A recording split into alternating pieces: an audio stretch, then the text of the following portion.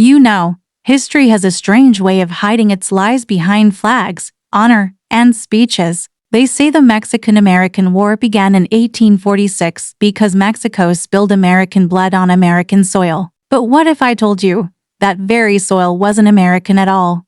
That war, which gave the United States half of Mexico's land including Texas, California, Arizona, and New Mexico, wasn't born from defense. It was manufactured from deception. A deception so cleverly staged that even the Congress, the newspapers, and the public believed they were fighting for justice. Let's go back a few years back to 1836. Texas had just declared independence from Mexico, but it wasn't Mexicans who led that revolution, it was American settlers. They had moved into Mexican territory with promises to obey Mexican laws, but soon they brought their slaves, their own culture, and their dream of expansion. Mexico had abolished slavery years earlier, yet these settlers refused to follow that law. The tensions grew, and when the Mexican government tried to enforce its rules, the settlers, backed quietly by American politicians, revolted. They wanted Texas not as part of Mexico, but as part of the United States. When Texas finally won its so-called independence, America didn't immediately annex it, not because it didn't want to, but because it feared war with Mexico. Still, behind the scenes, expansionists like President James K. Polk and Southern slaveholders were plotting. They believed in manifest destiny, the divine right to expand westward, no matter who stood in the way. So they waited. They built public sympathy. They painted Mexico as a chaotic and unstable neighbor. And when Polk became president in 1845, he made his move. He promised the American people peace, but secretly sent troops under General Zachary Taylor toward the Rio Grande region both Mexico and Texas claimed. Mexico saw this as an invasion. Imagine a foreign army marching into your land, raising flags on your soil. What would any nation do? They fought back. A small skirmish broke out between Mexican cavalry and American troops. A few soldiers died, and that's when Polk saw his golden opportunity. He rushed to Congress, declaring, "Mexico has invaded our territory and shed American blood upon American soil." The hall erupted with outrage. Newspapers screamed for vengeance. Congress approved war almost instantly. The deception had worked. But there was one man who stood against the tide: Abraham Lincoln. Then just a young congressman. He demanded proof. "Show me the exact spot," he said, "where American blood was shed on American soil." He called it the Spot Resolution, but his voice was drowned out by the roar of patriotism. Few cared about truth when victory and glory were promised. What came next was brutal. The American army, larger and better equipped, swept through Mexican towns and cities. Civilians were caught in the middle. Villages burned. Families fled. And yet, newspapers back home called it liberation. They celebrated generals like heroes, never questioning how the war had started. Behind every banner of freedom was the quiet whisper of greed for land, for power, for gold. As American forces marched toward Mexico City, soldiers began to see the reality. Letters from young men spoke of guilt and horror. "We are not fighting for our country's honor," one soldier wrote. "We are butchering a poor people to steal their land." But their words never reached the headlines. The truth was buried under parades and victory speeches. By the time the war ended in 1848, Mexico had lost half its territory. The Treaty of Guadalupe Hidalgo sealed it. The U.S. paid Mexico $15 million, less than 5 cents an acre, for the lands that would become California, Nevada, Utah, Arizona, and parts of Colorado and New Mexico. But that treaty didn't bring peace. It brought silence, and an easy silence filled with questions. Questions that history chose to ignore. Because what if the war had been avoided? What if the truth that it was provoked had come to light? What if the American president himself had manufactured a crisis to justify expansion? These are not the questions we were taught to ask, but they are the questions that shape what really happened. The story you've heard so far is only the beginning, because behind the public deception, there was another plan, one that involved secret meetings, newspaper manipulation, and a map that had been drawn before the war even began. That map would change everything, because when that hidden map surfaced years later, it revealed something shocking. The borders of conquest had been decided before a single shot was fired. And that means the war was never about defense. It was always about destiny, a destiny written in ink, not in blood. That hidden map, It wasn't a rumor. It existed, drawn quietly in the back rooms of Washington, months before the first bullet was ever fired. It outlined exactly which parts of Mexico the United States planned to claim: California, New Mexico, the Rio Grande border, all carefully shaded, all marked for future negotiation. A polite phrase that really meant conquest.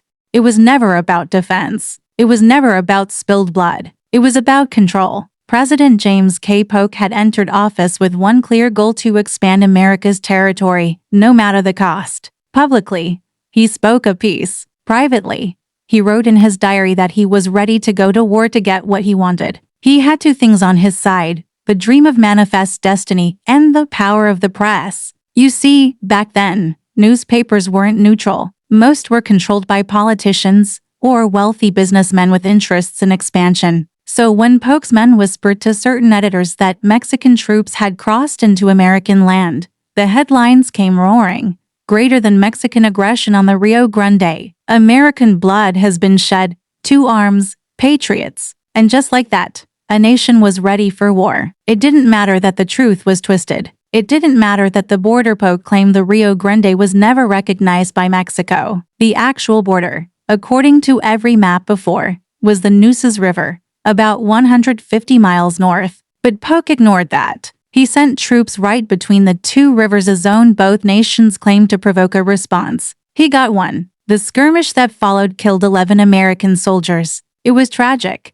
Yes, but it was also expected. Polk needed blood. He got it. When Congress asked for details, Polk stood tall, hand over his heart, and said the words that sealed the lie forever: greater than the cup of forbearance has been exhausted. Mexico has invaded our territory and shed American blood upon American soil. Those words were crafted for effect. He didn't just declare war, he declared righteousness. And the people believed him. Even those who doubted were swept away by the noise of patriotism. Henry David Thoreau, the philosopher, was one of the few who refused to pay taxes in protest. He called it an unjust war, a war of greed. His act of civil disobedience landed him in jail, but it also inspired generations later, from Gandhi to Martin Luther King Jr. Meanwhile, soldiers marched south, unaware they were marching under a lie. The American army invaded northern Mexico and captured key cities like Monterrey and Veracruz. Civilians suffered terribly. There were reports of looting, executions,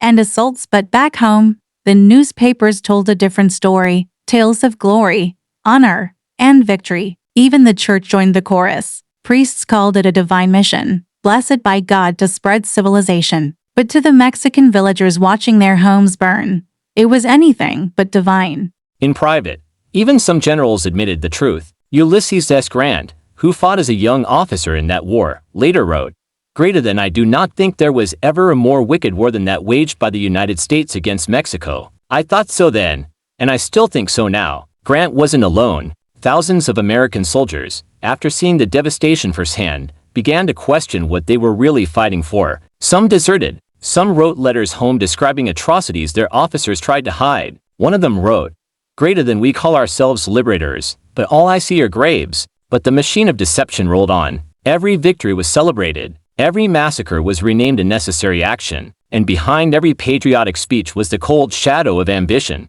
The closer the Americans got to Mexico City, the clearer Polk's real goal became. It wasn't about the Rio Grande anymore, it was about the Pacific Ocean, because whoever controlled California controlled the Pacific trade, and Polk knew that California's harbors, like San Francisco, could open America to Asia's markets. That was the grand prize all along. So even as diplomats in Mexico tried to negotiate peace, Polk secretly sent another envoy to California with orders to encourage rebellion. That envoy's name was Thomas Larkin, and his mission was simple: convince American settlers in California to rise up against Mexican rule. He promised them protection, land, and U.S. citizenship. And it worked. By June 1846, before the war was even officially declared, American settlers in California raised a flag, a crude banner painted with a bear. They called it the Bear Flag Revolt. It was the first act of annexation, disguised as independence. Do you see the pattern? Texas had done it 10 years earlier. Now California followed. Two separate revolts, both led by American settlers,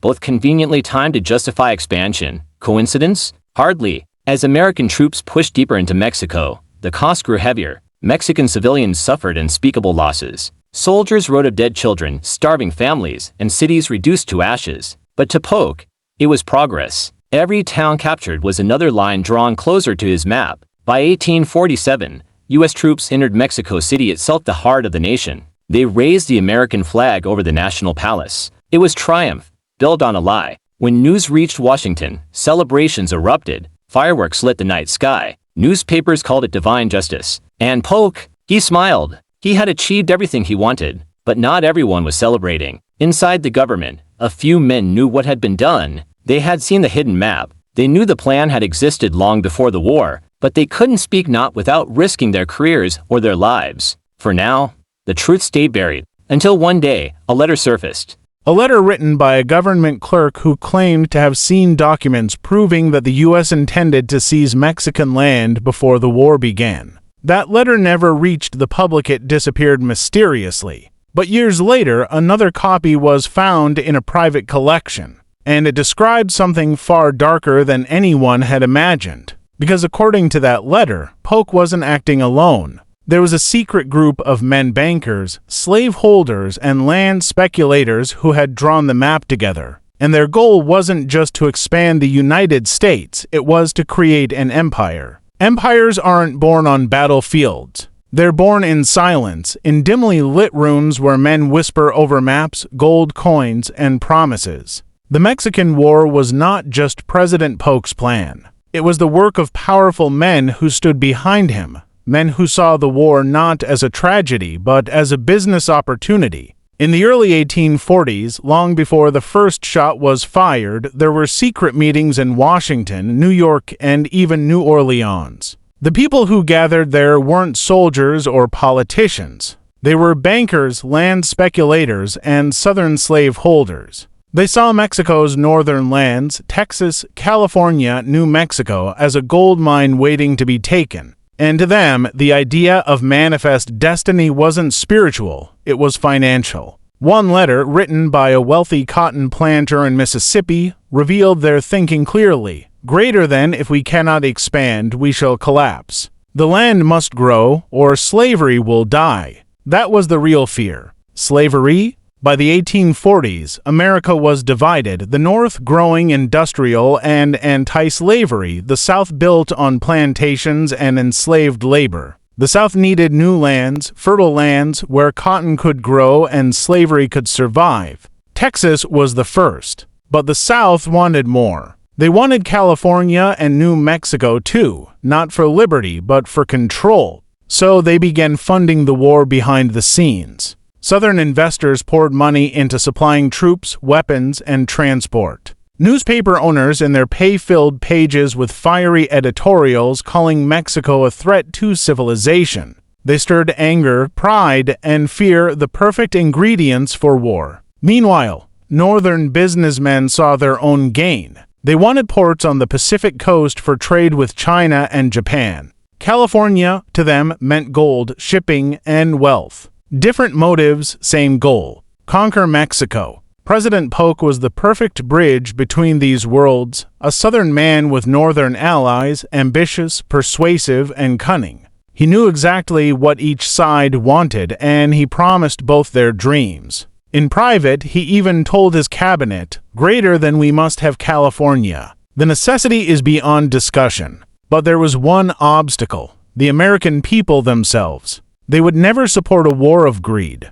So Polk gave them something else to believe in, a lie of honor. He told them America was defending itself, that Mexico had attacked first, that it was a war for justice, and once that lie spread through the newspapers, no one questioned it, but the deception went deeper still. While American troops were still fighting in Mexico, Polk's men were already drafting the treaty that would end the war, a treaty that claimed vast territories the U.S. had never set foot in. Even before Mexico surrendered, Polk's advisors had drawn new state lines, planned new railroads, and estimated the value of silver mines in the Mexican mountains. How could they know what to take before the war had even ended, unless they had planned it from the start? And the hidden map, the one whispered about in Congress, showed exactly that. It wasn't drawn after victory. It was drawn before invasion. But here's where the story twists again. Among the men financing this expansion was a small group who had much bigger dreams. They called themselves the Young America Movement. Their belief? that the United States was destined to dominate not just Mexico, but the entire hemisphere, Cuba, Central America,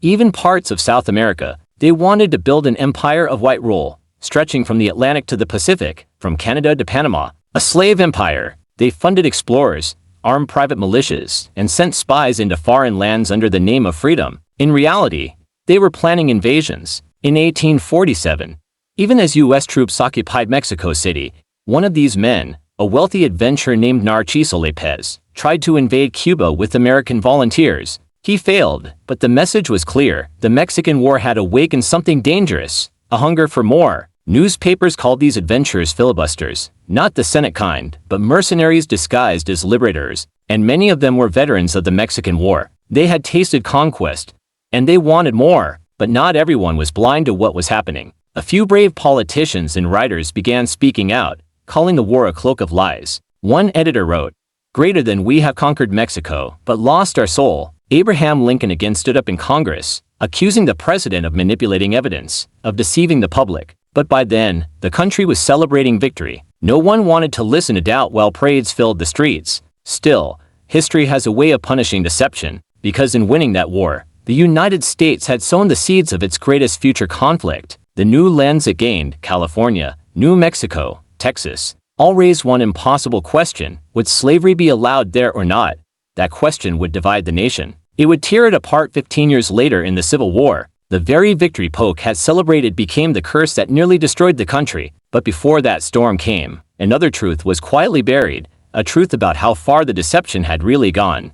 Years later, a former aide to Polk confessed that certain letters and maps were deliberately destroyed before the president left office to erase all proof that the war had been planned in advance. Yet one document survived. Hidden for decades in a private collection, it described the original secret meeting in Washington in 1845, the one where bankers and politicians discussed how much of Mexico to take. The minutes of that meeting ended with a chilling line: greater than. The republic must grow, for to stand still is to die. And perhaps they believed that. Perhaps they truly thought expansion was survival. But what they created was something far different, a cycle of conquest and denial that would haunt the nation for generations. Still, one mystery remained. A rumor that a second map existed, not just marking the borders of conquest, but pointing toward the next target. A place beyond Mexico.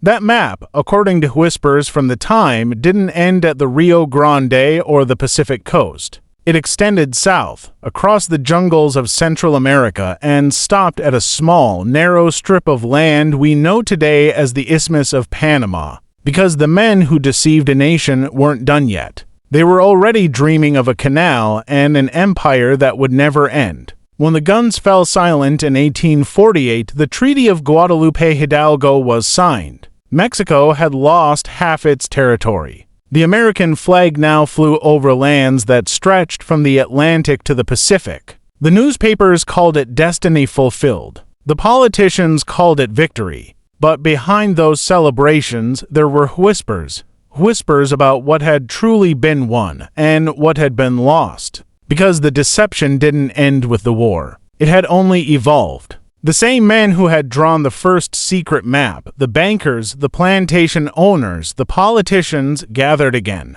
This time, their eyes were on something even greater, the world beyond Mexico. California's harbors opened new routes to Asia. Gold had just been discovered there, and thousands were already rushing west. But those same men were thinking not of miners or settlers. They were thinking of trade, ships, and control. If America could reach the Pacific, why stop there? Why not control the routes that connected the oceans? And that's where the Panama Dream began. Even before the Panama Canal existed, the idea of cutting a path through Central America, a narrow strip connecting the Atlantic and Pacific, was already alive in secret discussions.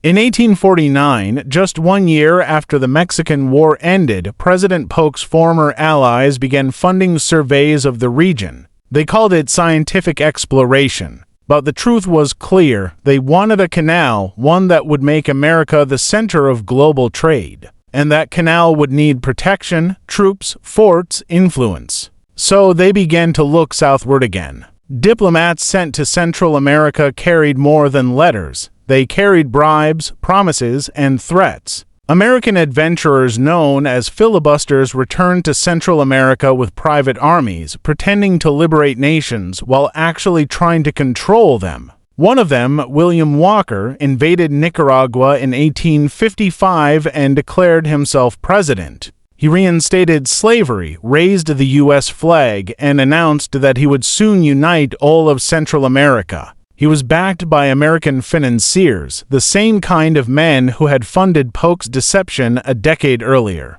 Walker's reign was short. Central Americans rose against him and drove him out. But his story showed how the fire of expansion lit in Mexico refused to die. The deception had changed form, from a war for land into a philosophy of dominance. A belief that the United States had not just a right but an obligation to shape the world. That belief, born in the lies of the Mexican War, would later guide the annexation of Hawaii, the Spanish-American War, and the occupation of the Philippines. Each time, the same words returned: defense, freedom, liberation. Each time, the same truth hid beneath them: ambition. But even within America, the guilt never fully disappeared. Many soldiers who had fought in Mexico lived to see the Civil War tear their nation apart. Some of them, like Ulysses S. Grant, carried that guilt for life. Grant once wrote, "Greater than I felt ashamed of myself for taking part in the war against Mexico."